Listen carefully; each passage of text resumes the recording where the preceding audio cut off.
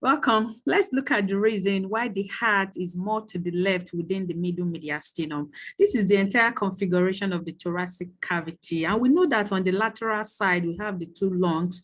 We have the right lung, we have the left lung, both located on the lateral side. And this then leaves the thoracic cavity with a central space that is called the mediastinum. And in the mediastinum is where we have the heart being located, specifically in the middle mediastinum. So this heart is tilted more to the left side. This is because of the differences in the muscular configuration and also the size of the different regions of the heart.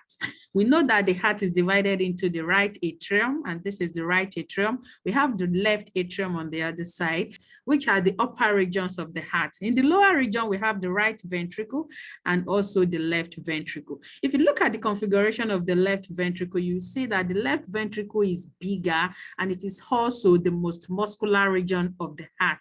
This is because it is from this region that oxygenated blood is being pumped into the aorta, which supplies the different regions of the body with oxygen and nutrients. So from the left ventricle, which is this region, oxygenated blood is being transported into the aorta, which is directed upwards, and this supplies the different organs in the body with oxygen and nutrients. And for this region to be able to do this, it needs to be muscular and also bigger in order to be able to gather the momentum to be able to execute this function. And that is why you see that the left ventricle tends to be bigger and also muscular. And that is what is presented in this region.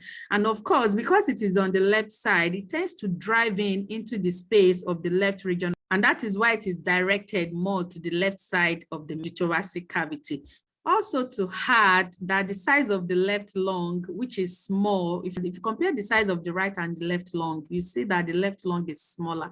This also helps to complement the positioning of the heart more towards the left side because the left lung is smaller. And because of this size, so you see the left side of the heart driving itself towards the left side because of the space that is created by the small size of the left lung.